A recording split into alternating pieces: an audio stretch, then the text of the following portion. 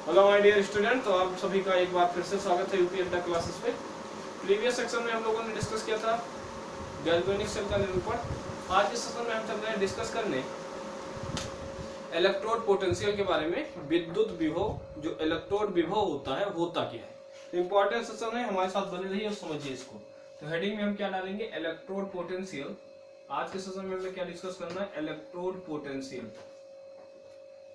Electrode भैया potential, जिसको हिंदी में बोलते हैं इलेक्ट्रोड विभव। क्या बोलते हैं भैया, इलेक्ट्रोड विभव। अब बात आती है कि इलेक्ट्रोड विभव होता क्या है। तो इसको समझने के लिए हम गैल्वेनिक सेल का पे चलते हैं। हमने बताया था कि मान लेते हैं हमारे पास एक क्या है, बीकर है, ठीक है ना। इस बीकर में कोई सॉल्ट का सोल्यूशन है जिसको आप बोलते हैं वैद्युत अपघट्य, ठीक है ना। इस वैद्युत अपघट्य में आप क्या करिए, एक इलेक्ट्रोड को डिप कर दीजिए। मान लो ये इलेक्ट्रोड हमने डिप किया है, मान लो जिंक का है। किसका भैया इलेक्ट्रोड है, जिंक का। ये जिंक का क्या है, इलेक्ट्रोड है। और इसको हमने डिप किया मान लो जिंक सल्फेट के एक्वस सोल्यूशन में। जिंक सल्फेट के कौन से सोल्यूशन में भैया, एक्वस सोल्यूशन में डिप किया है। अब बात आती है कि सबसे पहले पोटेंशियल को हम लोग समझते हैं, पोटेंशियल होता क्या है। तो पोटेंशियल कुछ नहीं होता भैया, जो इलेक्ट्रॉन्स नंबर होते हैं, इलेक्ट्रॉन के नंबर हैं, इलेक्ट्रॉन का नंबर होता है, वही बेसिकली रिप्रेजेंट करता है विभव को। अगर मान लो एक ऑब्जेक्ट आपने ए बनाया और एक दूसरा ऑब्जेक्ट आपने बी बनाया, तो ए और बी में मान लो ए पे 10 इलेक्ट्रॉन है और बी पे 15 इलेक्ट्रॉन्स है, और इनको अगर हम मान लेते हैं कंडक्टर वायर से ऐड करते हैं, तो इलेक्ट्रॉन अब क्या होगा, आधा ज्यादा वाले इलेक्ट्रॉन से, मतलब ज्यादा जिसपे इलेक्ट्रॉन, जिस बॉडी पे ज्यादा इलेक्ट्रॉन है उससे कम बॉडी वाले इलेक्ट्रॉन पे ट्रांसफर होगा। मतलब 15 से इलेक्ट्रॉन किधर जाने शुरू करेगा, मतलब बी वाले ऑब्जेक्ट से इलेक्ट्रॉन ए की तरफ जाना शुरू कर देगा। इसका मतलब इसमें इलेक्ट्रॉन का चेंज कितना आ जाएगा, 10, मतलब 5 इलेक्ट्रॉन का चेंज आएगा। तो इलेक्ट्रॉन धीरे धीरे मूव करेगा भीतर। तो हमें पता है जो इलेक्ट्रॉन नंबर है, ये इलेक्ट्रॉन का जो मैग्नीट्यूड होता है, इलेक्ट्रॉन का जो परिमाण होता है, या फिर कह सकते हैं आवेश का जो परिमाण होता है, वही विभव होता है। वही क्या होता है, विभव होता है। तो अब बात आती है इलेक्ट्रोड विभव। तो इलेक्ट्रोड विभव को समझने के लिए हमें क्या बनाना पड़ेगा, एक अर्धसेल लेना पड़ेगा। क्या लेना पड़ेगा भैया, एक अर्धसेल लेना पड़ेगा। और इस अर्धसेल में क्या होगा, एक इलेक्ट्रोड होगा जैसा कि हमने जिंक का बनाया है, और एक क्या होगा, इलेक्ट्रोलाइट, जो कि हमने जिंक सल्फेट का सोल्यूशन है, जिसको हम विद्युत अपघट्य बोलेंगे। ये क्या है हमारा, वैद्युत अपघट्य। क्या भैया, वैद्युत अपघट्य है। और ये क्या है, जिंक है। अब होगा क्या भैया, हमें पता है जिंक की रिएक्टिविटी ज्यादा होती है। जिंक ज्यादा क्या है, क्रियाशील है। अगर जिंक ज्यादा क्रियाशील है तो अपने इलेक्ट्रॉन को क्या करेगा, ट्रांसफर करेगा, मतलब इलेक्ट्रॉन डोनेट करेगा। और इजीली जिंक जो हो जाएगा, जब ऑक्सीडाइज होगा तो बनाएगा Zn डबल पॉजिटिव आयन, और यहां से 2 इलेक्ट्रॉन को ये क्या कर देगा, त्याग देगा। ये सारी चीजें आपको समझ में आ गई। मतलब यहाँ पे अगर हम जिंक की बात कर रहे हैं तो जिंक इलेक्ट्रॉन को डोनेट करके Zn डबल पॉजिटिव आयन में कन्वर्ट हो रहा है। अगर ये Zn डबल पॉजिटिव आयन में कन्वर्ट हो रहा है, इसका मतलब Zn जो है Zn डबल पॉजिटिव आयन में कन्वर्ट हुआ, इसका मतलब Zn डबल पॉजिटिव आयन कहाँ चले जाएंगे, Zn double positive ion solution में चले जाएंगे। कहाँ चले जाएंगे भैया, सोल्यूशन में चले जाएंगे। कहाँ चले जाएंगे, सोल्यूशन में चले जाएंगे। अगर ये Zn double positive ion solution में जा रहे हैं तो हमें पता है ये इलेक्ट्रॉन कैसी है, नेगेटिव हो जाएगी। कहने का मतलब यहाँ से इलेक्ट्रॉन निकल करके Zn डबल पॉजिटिव में कन्वर्ट हुआ, किसमें कन्वर्ट हुआ, Zn डबल पॉजिटिव आयन में कन्वर्ट हुआ। तो जब Zn डबल पॉजिटिव आयन में कन्वर्ट हुआ, Zn डबल पॉजिटिव किसमें चला गया, विलयन में चला गया, वैद्युत अपघट्य में चला गया। तो बचेगा क्या, 2 इलेक्ट्रॉन। ये इलेक्ट्रॉन किस पे जाके एक्युमुलेट हो जाएंगे, इस वाली रॉड पे जाके एकत्रित होना शुरू हो जाएगी। तो इलेक्ट्रॉन की डेंसिटी रॉड पे क्या होती जाएगी, बढ़ती जाएगी। अब जब इलेक्ट्रॉन की डेंसिटी भैया इस रॉड पे बढ़ती जाएगी, तो आप समझिए यहाँ पे इलेक्ट्रॉन के नंबर अलग होंगे, जबकि यहाँ पे इलेक्ट्रॉन्स के नंबर अलग हो जाएंगे।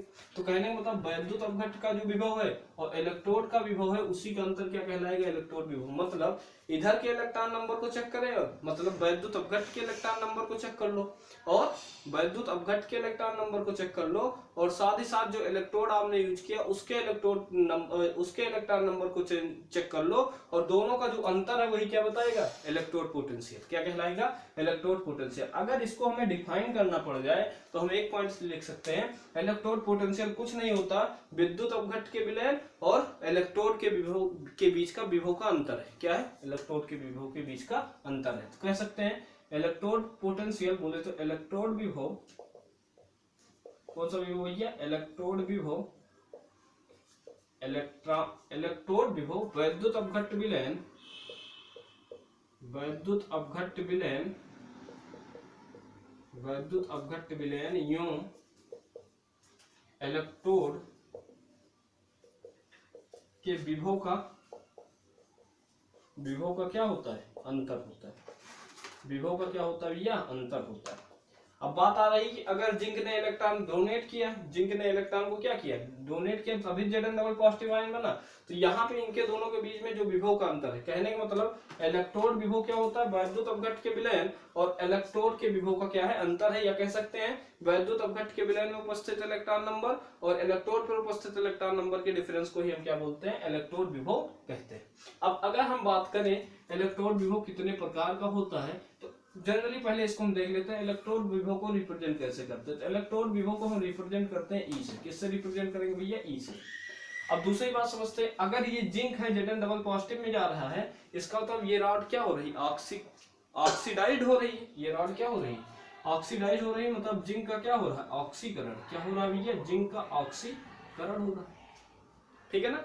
अगर इसी पे हम अगर जिंक की जगह पे हम कॉपर के लिए होते और कॉपर सल्फेट के सॉल्यूशन में इसको डिप करते, तो हमें पता है क्या, कॉपर डबल पॉजिटिव आयन जो होता है वो 2 इलेक्ट्रॉन को गेन करके कॉपर में कन्वर्ट हो जाता है। इसका मतलब इसका तो क्या हो रहा है, ऑक्सीकरण, जबकि इसका क्या हो जा रहा है, रिडक्शन। इसका क्या हो जा रहा है, रिडक्शन। रिडक्शन बोले तो इसका क्या हो रहा है, अपचयन। क्या हो रहा है भैया, इसका हो जा रहा है अपचयन। तो इस बेस पे जो इलेक्ट्रोड पोटेंशियल होता है 2 तरीके का। कितने तरीके का भैया, इलेक्ट्रोड पोटेंशियल या इलेक्ट्रोड विभव जो है वो 2 प्रकार का होता है। कितने प्रकार का भैया, 2 प्रकार का होता है। एक बार जब रॉड हमारी ऑक्सीडाइज हो रही हो और एक बार जब रॉड हमारी क्या हो रही हो, अपचयित हो रही है। तो इलेक्ट्रोड पोटेंशियल को हम 2 भागों में बांटेंगे। कितने पार्ट में भैया, 2 पार्ट में बांटेंगे, ठीक है ना। एक कहलाएगा इलेक्ट्रोड विभव, ये हेडिंग है ना, इलेक्ट्रोड विभव। तो इसको हम 2 भाग में बांट सकते हैं। कितने भाग में बांट सकते हैं भैया, 2 भाग में। पहला भाग इसका कहलाएगा ऑक्सीकरण। क्या कहलाएगा, ऑक्सीकरण इलेक्ट्रोड विभव। क्या कहलाएगा, ऑक्सीकरण इलेक्ट्रोड विभव। और दूसरा कहलाएगा अपचयन इलेक्ट्रोड विभव। क्या कहलाएगा, अपचयन इलेक्ट्रोड विभव। ये सारी चीजें समझ में आ गई। इलेक्ट्रोड को कैसे रिप्रेजेंट करते हैं, ई से, तो इसको लिखेंगे ई ऑक्सीडेशन। क्या लिख सकते हैं, ई ऑक्सीडेशन।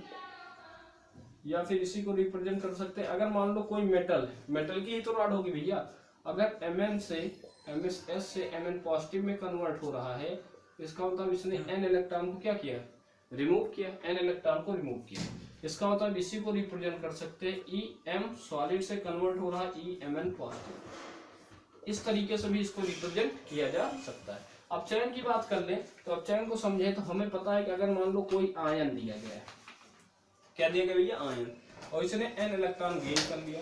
अगर ये n इलेक्ट्रॉन गेन कर लिया तो ये सॉलिड में कन्वर्ट हो जाएगा कि नहीं हो जाएगा, m सॉलिड में कन्वर्ट हो जाएगा। मतलब ये इलेक्ट्रॉन को खा रहा, तो इसको रिप्रेजेंट करेंगे E रिडक्शन से, E Mn से कन्वर्ट हो रहा है कैसे, Em सॉलिड। तो ये क्या हो गया, रिडक्शन पोटेंशियल। तो जो इलेक्ट्रोड विभव होता है वो क्या होता है भैया, हमने बताया इलेक्ट्रोड विभव का अंतर है किसके, विद्युत अपघट्ट के विलयन, विद्युत अपघट्ट विलयन और किसके, इलेक्ट्रोड के विभव का अंतर होता है।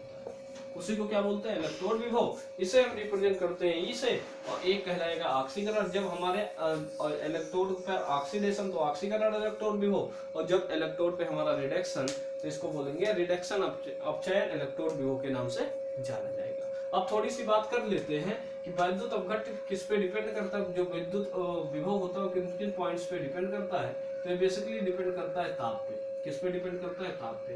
दूसरा इलेक्ट्रोड की प्रकृति पर भी डिपेंड करता है। इलेक्ट्रोड की किस पे डिपेंड करता है भैया, प्रकृति पे डिपेंड करता है। साथ ही साथ ये क्या डिपेंड करता है, सांद्रता पर भी डिपेंड करता है। किस पे, विद्युत अपघट्ट की सांद्रता पर भी निर्भर करता है। अगर बात करें गैस ले ले भाई, सॉल्यूशन लेंगे, विद्युत अपघट्ट लेंगे तो सांद्रता मिलेगी। लेकिन अगर मान लो गैस दे दिया गया तो गैस के केस में तो सांद्रता होगी नहीं, यही सांद्रता किसमें बदल जाएगी, आंशिक दाब में। किसमें बदल जाएगी, दाब में। तो अगर मान लो हमारा वैद्युत अपघट्ट ना होकर के अगर वैद्युत अपघट्ट है तो वैद्युत अपघट्ट के केस में हम सांद्रता लेकर चलेंगे, लेकिन अगर वैद्युत अपघट्ट नहीं है तो क्या लेकर के चलेंगे, गैस होगी तो गैस के केस में सांद्रता पर न डिपेंड करके उसके दाब पर निर्भर करेगी। इतनी सारी चीजें आपको समझ में आ गई, इसमें कोई दिक्कत की बात नहीं, इस पॉइंट को नोट करिए, ठीक है ना। अब हम थोड़ी सी बात करेंगे अच्छा एक पॉइंट और आपसे पूछा जाए कि इलेक्ट्रोड विभव को कैलकुलेट कैसे करेंगे, ठीक है ना। तो मेजरमेंट आप देखना चाहें तो देख लीजिए। अगर भैया ये ऑक्सीकरण हो रहा है तो ऑक्सीकरण किस पे होगा, एनोड पे। अगर अपचयन हो रहा है तो किस पे हो रहा होगा भैया, कैथोड पे। अगर मान लो दोनों के बीच के विभव का अंतर निकालें तो हम मान लेते हैं टोटल इलेक्ट्रोड पोटेंशियल कितना, ई क्या लिखना पड़ेगा, ई एनोड, क्या लिखना पड़ेगा, ई एनोड प्लस हमें क्या लिखना पड़ेगा, ई कैथोड। और दोनों के पोटेंशियल को अगर आपस में ऐड कर देंगे, दोनों के पोटेंशियल को आपस में ऐड कर देंगे तो हमको क्या मिल जाएगा, इलेक्ट्रोड विभव हमको मिल जाएगा। क्या मिल जाएगा, इलेक्ट्रोड विभव हमको मिल जाएगा। एक पॉइंट और याद रखिए, ये इंपॉर्टेंट है भाई, ऑक्सीडेशन पोटेंशियल, जो ऑक्सीडेशन होता है, ई ऑक्सीडेशन पोटेंशियल ऑलवेज इक्वल होता है negative of E reduction potential के, मतलब ऑक्सीकरण विभव हमेशा माइनस रिडक्शन पोटेंशियल के क्या होता है, बराबर होता है, ठीक है ना। अब देखो ऑक्सीकरण किस पे होता है, एनोड पे, तो हम लिख सकते हैं ई एनोड इक्वल टू माइनस ई का क्या लिख सकते हैं भैया, कैथोड। ई का क्या लिख सकते हैं, कैथोड लिख सकते हैं कि नहीं लिख सकते, तो ये भी एक फार्मूला बन सकता है, ठीक। तो इस पॉइंट को आप नोट करिए, आफ्टर दैट हम लोग बात करेंगे। अब देखो इलेक्ट्रोड विभव क्या है, दो इलेक्ट्रोडों के बीच में विभव का अंतर है, मतलब सॉरी, दो जो इलेक्ट्रोड है और वैद्युत अपघट्ट विलयन है उनके बीच के विभव का क्या है, अंतर है। अब बात आता है विभव का अंतर ज्ञात करने के लिए कम से कम हमें 2 सेल चाहिए कि नहीं चाहिए। अब 2 सेल में अगर हमसे इलेक्ट्रोड पोटेंशियल पूछा जाएगा तो हम केवल दोनों सेल का क्या बता सकते हैं, इलेक्ट्रोड का पोटेंशियल का अंतर बता सकते हैं। किसी एक सेल का इंडिविजुअल कह दिया जाए आपसे इलेक्ट्रोड पोटेंशियल बताओ तो हम नहीं बता सकते, क्यों, क्योंकि पोटेंशियल जो कैलकुलेट होगा वो किसके टर्म में कैलकुलेट होगा, दोनों सेलों के विभव के अंतर को रिप्रेजेंट करेगा, इसलिए हम क्या करेंगे, उसको कैलकुलेट नहीं कर पाएंगे, ठीक।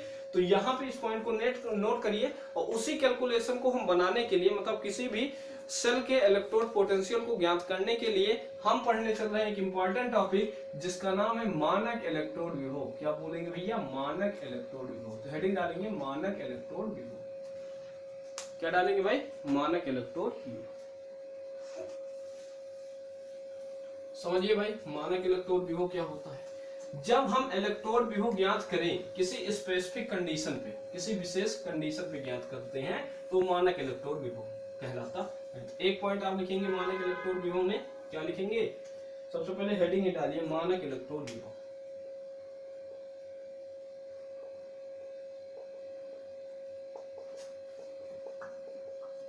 मानक इलेक्ट्रोड विभव, ठीक है ना, स्टैंडर्ड इलेक्ट्रोड पोटेंशियल। इस पॉइंट को आप समझिए, मानक इलेक्ट्रोड पोटेंशियल को हम रिप्रेजेंट करेंगे ई नॉट से। ये भी कुछ होता नहीं है, जब हम इलेक्ट्रोड पोटेंशियल किसी दी गई स्पेसिफिक कंडीशन पे ज्ञात करते हैं, किस पे ज्ञात करते हैं ये, स्पेसिफिक कंडीशन पे, तो वही क्या कहलाता है, मानक इलेक्ट्रोड विभव कहलाता है। अब मानक इलेक्ट्रोड विभव किस कंडीशन पे ज्ञात किया जाएगा, तो मान लेते हैं स्टैंडर्ड कंडीशन हम लेते हैं। कौन सी कंडीशन भैया लेते हैं, स्टैंडर्ड कंडीशन। अब स्टैंडर्ड कंडीशन किसकी, सबसे पहले ताप की जो स्टैंडर्ड कंडीशन हो वो 25 डिग्री सेल्सियस रूम टेम्परेचर, कितना हो, जब रूम टेम्परेचर, ठीक है ना। जो कंसंट्रेशन सॉल्यूशन का है 1 मोलर को कितना हो, 1 मोलर, प्रेशर कितना हो 1 बार, कितना हो 1 बार, ठीक है ना। तो जब किसी सेल का इलेक्ट्रोड विभव, किसी सेल का कौन सा भैया, इलेक्ट्रोड विभव, जब किसी सेल का इलेक्ट्रोड विभव एक बार प्रेशर, एक बार दाब कह सकते हैं, प्रेशर की जगह एक बार दाब, 1 मोलर सांद्रता वाले विलयन का 25 डिग्री टेम्परेचर ताप, कमरे के ताप पर ज्ञात करते हैं, कमरे के ताप पर मापते हैं, तो उसे ही क्या कहते हैं भैया, तो उसे ही क्या कहा जाता है, स्टैंडर्ड इलेक्ट्रोड पोटेंशियल कहा जाता है। क्या कहा जाता है, स्टैंडर्ड इलेक्ट्रोड पोटेंशियल कहा जाता है। ये बातें आपको समझ में आ गई? कहने का मतलब हमने कहा कि कभी भी इलेक्ट्रोड पोटेंशियल निकालना है तो दो सेल का एक साथ इलेक्ट्रोड पोटेंशियल नहीं ज्ञात किया जा सकता। जैसे मान लो अगर जिंक और कॉपर के सल्फेट का सॉल्यूशन है तो हम क्या करेंगे, जब इन दोनों हाफ सेल को आपस में ऐड करेंगे तो रेडॉक्स रिएक्शन होगी जो कि गैल्वेनिक सेल बनेगा, डैनियल सेल की वर्किंग होगी। और उसमें क्या हो जाएगा, किसी एक सेल का आपसे इलेक्ट्रोड पोटेंशियल पूछा जाए तो आप उसको ज्ञात नहीं कर सकते, ठीक है ना। तो ज्ञात कैसे करेंगे? ज्ञात करने का एक ही तरीका है कि हम उसका सबसे पहले स्टैंडर्ड इलेक्ट्रोड पोटेंशियल कैलकुलेट करें, ठीक है ना। अब स्टैंडर्ड इलेक्ट्रोड पोटेंशियल क्या होता है, तो हमने कहा जब वैद्युत अपघट्ट की सांद्रता कितनी हो, 1 मोलर हो, दाब उसका कितना हो, 1 बार हो, और जो टेम्परेचर 25 डिग्री सेल्सियस हो, तो इस समय जो हम क्या करते हैं, इलेक्ट्रोड विभव ज्ञात करते हैं, वही हमारा क्या कहता है, मानक इलेक्ट्रोड विभव कहलाता है। मानक इलेक्ट्रोड विभव कहलाता है। इतनी सारी चीजें समझ में आ गई। अब थोड़ी सी बात करते हैं मानक इलेक्ट्रोड विभव का कितने प्रकार का होता है भैया। ये भी 2 ही प्रकार का होता है। कितने प्रकार का भैया? 2 ही प्रकार का होता है, ठीक है ना। ये भी कितने प्रकार का है? 2 ही प्रकार का होता है, ठीक। समझिएगा बात को। एक कहलाता है मानक ऑक्सीकरण विभव और एक कहलाता है मानक अपचयन विभव। कहलाता है क्या भैया? मानक अपचयन विभव। इसको रिप्रेजेंट करेंगे एसओपी से और इसको रिप्रेजेंट करेंगे एसआरपी से। एसओपी का मतलब क्या होता है? स्टैंडर्ड ऑक्सीडेशन पोटेंशियल, और इसको बोलते हैं स्टैंडर्ड रिडक्शन पोटेंशियल। अब हम क्या करें, मान लो कोई रॉड है, M से कन्वर्ट हो रही सॉलिड से Mn पॉजिटिव और N इलेक्ट्रॉन डोनेट हो रहे हैं। इसका रिप्रेजेंटेशन तो हमें पता है, M जो है इलेक्ट्रोड है और इसका ऑक्सीडेशन हो रहा है, इसको रिप्रेजेंट करेंगे E0, M सॉलिड से Mn पॉजिटिव। ऐसा लिख सकते हो, या E ऑक्सीडेशन भी लिखा जा सकता है, ठीक है ना। इसी तरीके से इसको लिखा जा सकता है भैया, मान लो Mn एक्वस आयन था, इसने N इलेक्ट्रॉन को गेन कर लिया और कन्वर्ट हो गया किसमें? M में, ठीक है ना। तो सॉलिड में तो हमें पता है ये कन्वर्ट हो रहा है किससे? ये कन्वर्ट हो रहा है Mn पॉजिटिव से M में, या फिर इसी को बोलते हैं क्या? E reduction potential, E non reduction potential, ठीक है ना। तो ये हो गया बेसिकली क्या? मानक स्टैंडर्ड इलेक्ट्रोड विभव, जिसको E0 से रिप्रेजेंट करते हैं। अब हमसे पूछा जाए कैसे हम कैलकुलेट करेंगे रिडक्शन पोटेंशियल और कैसे कैलकुलेट करेंगे ऑक्सीडेशन पोटेंशियल। तो हमें पता है, क्या पता भैया?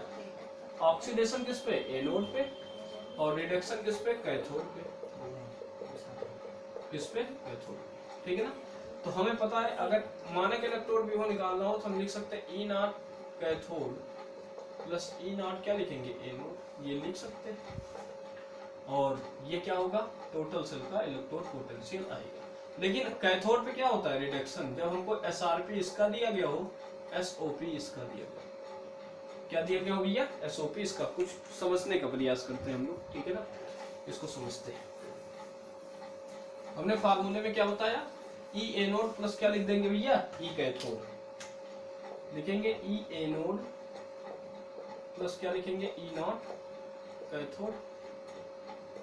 लेकिन किस कंडीशन पे लिखेंगे भैया? जब सेल हमारा क्या हो? ई नॉट सेल, ठीक है ना। लेकिन एनोड कैसा हो? एनोड का जो पोटेंशियल दिया गया हो कौन सा होगा? एसओपी दिया हो, मतलब रिडक्शन ऑक्सीडेशन पोटेंशियल। और कैथोड का क्या दिया गया हो? कैथोड का दिया गया हो रिडक्शन पोटेंशियल, एसआरपी। क्या दिया गया हो? एसआरपी, ठीक है ना। अब इस केस में होता तो ये फार्मूला बनता, लेकिन अगर मान लो एनोड का भी हमको दिया जाए एसओपी और कैथोड का क्या दिया जाए? एसआरपी। कैथोड का हमको दे दिया जाए एसओपी, तो हमें क्या करना पड़ेगा? दोनों का एसओपी दे दिया गया, ठीक है ना। तो इस केस में कैसे कैलकुलेट करेंगे? तो इसको समझिए, ई सेल इक्वल्स टू, अब समझो हमें क्या करना है? एनोड में से कैथोड को माइनस कर देना है, क्योंकि ऑक्सीडेशन पोटेंशियल दिया गया है। अगर रिडक्शन दिया जाता तब तो हम इजीली पहचान सकते हैं किसका ऑक्सीडेशन हो रहा है, किसका रिडक्शन हो रहा है। लेकिन दोनों का एसओपी दे दिया गया, तो हम एनोड और कैथोड कैसे पता करेंगे? जिसका एसओपी ज्यादा होगा वो एनोड होगा, और जिसका एसओपी कम होगा वो क्या होगा? कैथोड होगा। क्या होगा भैया? कैथोड। अब हमको पता है एसओपी जो होगा, एसओपी को ज्ञात करने का तरीका क्या है आपके पास? एसओपी को ज्ञात करने का तरीका क्या है? एसओपी को ज्ञात करने का तरीका सिर्फ एक ही है कि हम क्या करें, उसका रिडक्शन पोटेंशियल कैसे कैलकुलेट करें, जब हमको एक थोड़ा पता हो। अब हमको पता है एसओपी ऑलवेज क्या होता है, माइनस एसआरपी के बराबर, माइनस एसआरपी के क्या होता है बराबर। तो अगर मान लो एसओपी को एसआरपी में कन्वर्ट करना है, जिसका मतलब इस पे नेगेटिव आएगा कि नहीं आएगा, तो कैथोड क्या हो जाएगा, जितना पॉजिटिव उतना नेगेटिव, तो फार्मूला बन जाएगा E naught anode minus E naught क्या हो जाएगा भैया कैथोड। तो ये भी फार्मूला एक बन सकता है।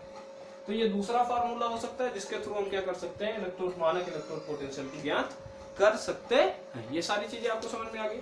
थोड़ी सी बात और आगे को बढ़ाते हैं। अगर मान लो ऑक्सीडेशन, अगर मान लेते हैं ऑक्सीडेशन पोटेंशियल ज्यादा है, ऑक्सीडेशन पोटेंशियल ज्यादा है, ऑक्सीडेशन बोले तो ऑक्सीकरण विभव ज्यादा है। ऑक्सीडेशन विभव जिसका जितना ज्यादा होगा वो खुद को उतना ही ज्यादा क्या करेगा, खुद को क्या करेगा, ऑक्सीडाइज करने की कैपेसिटी ज्यादा होगी, तो ये खुद को क्या करेगा, ऑक्सीडाइज, ये खुद को क्या करेगा, ऑक्सीकृत, ये क्या करेगा भैया, इसकी ऑक्सीकृत करने की कैपेसिटी ज्यादा होगी, क्या होगी भैया, ज्यादा होगी। तो अगर ये खुद को ऑक्सीकृत कर रहा है तो दूसरे को क्या करना होगा, अपचयित, क्या करना होगा भैया, अपचयित। भैया हमने क्या पढ़ा था, एसओपी और पढ़ा क्या, एसआरपी। एसओपी बोले तो स्टैंडर्ड ऑक्सीडेशन पोटेंशियल,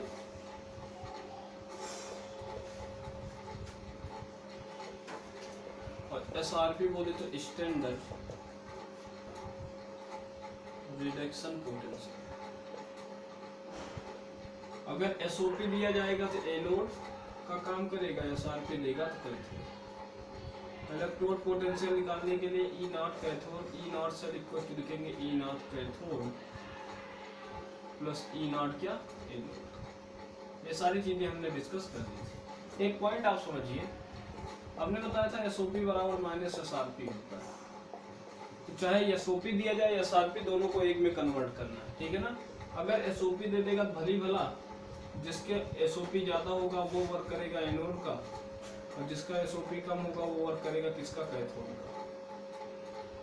इस केस में जो फार्मूला हम बनाएंगे वो लिखेंगे ई नॉट से इक्वल टू, क्या लिखेंगे भाई, दोनों एसओपी दिया गया है, क्या करेंगे हम, कैथोड को कन्वर्ट करना पड़ेगा किसमें, एनोड में, ठीक है ना। तो इस केस में हम लिखेंगे E naught cell anode minus E naught cathode. अगर मान लो क्या दिया, एसआरपी दिया गया, तो जिसकी वैल्यू ज्यादा वो होगा कैथोड, जिसकी वैल्यू कम होगा क्या, एनोड। ई नॉट सेल अगर यहाँ से निकालना चाहे, ई नॉट सेल इक्वल टू क्या लिखेंगे, ई कैथोड माइनस ई एनोड। इस फार्मूले को यूज करिए। अब 2 पॉइंट्स वो और समझते हैं। तो ये 3 फार्मूले जिसके बेस से हम क्या करेंगे, इलेक्ट्रोड केमिस्ट्री का क्वेश्चन करेंगे। बस हमको यही इतना चेक करना है कि ऑक्सीडेशन या रिडक्शन पोटेंशियल दिया गया है, ठीक है।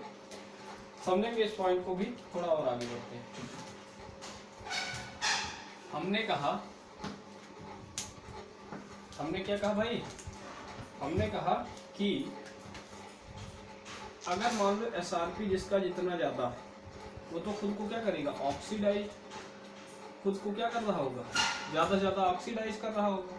अगर ये खुद को ऑक्सीडाइज कर रहा है मतलब, तो ये किसी दूसरे को क्या कर रहा होगा, रिड्यूस कर रहा होगा। अगर ये दूसरे को रिड्यूस कर रहा है, इसका मतलब ये वर्क करेगा कैसे, रिड्यूसिंग एजेंट की तरीके से। मतलब अपचायक की भांति क्या करेगा, कार्य करेगा, अपचायक की तरह कार्य करेगा। लेकिन इसी का जस्ट अपोजिट बोलो, अगर एसआरपी है सॉरी ऑक्सीडाइज होगा तो ये खुद को रिड्यूस कर रहा होगा, क्या कर रहा होगा, रिड्यूस, और यहाँ पे खुद को क्या करेगा, ऑक्सीडाइज। तो यहाँ पे क्या करेगा, ऑक्सीडाइजिंग एजेंट की तरीके से, ऑक्सीकारक की तरह कार्य करेगा। अगर मान लो एसओपी ज्यादा हो गया तो ये खुद को क्या करेगा, ऑक्सीडाइज, ये खुद को जितना ज्यादा ऑक्सीडाइज करेगा, ठीक है ना, रिड्यूसिंग कैपेसिटी इसकी उतनी ही ज्यादा होगी, उतनी ही क्या होगी, ज्यादा। अगर इन दोनों पॉइंट्स को यूज करके हम क्वेश्चन को देखना चाहें तो हमसे क्वेश्चन पूछा जा सकता है ऑक्सीडाइजिंग रिड्यूसिंग कैपेसिटी किसकी ज्यादा होगी, ठीक है ना। थोड़ा और आगे को बढ़ते हैं। तो यहाँ से हम लिख सकते हैं SRP is directly proportional to reducing capacity, जिसका SRP ज़्यादा होगा उसकी ऑक्सीडाइजिंग कैपेसिटी ज़्यादा होगी। क्या होगी? ऑक्सीडाइजिंग कैपेसिटी क्या होगी? उतनी ही ज़्यादा होगी, लेकिन रिड्यूसिंग कैपेसिटी उतनी ही क्या हो जाएगी? रिड्यूसिंग कैपेसिटी उतनी, ठीक है ना। दूसरा अगर हम बात करें, अगर जिसका SOP ज़्यादा होगा उसकी रिड्यूसिंग कैपेसिटी उतनी ही ज़्यादा होगी। रिड्यूसिंग कैपेसिटी ज़्यादा होगी मतलब डायरेक्टली प्रोपोर्शनल रिड्यूसिंग कैपेसिटी और इनवर्सली प्रोपोर्शनल क्या हो जाएगा? Oxidising capacity.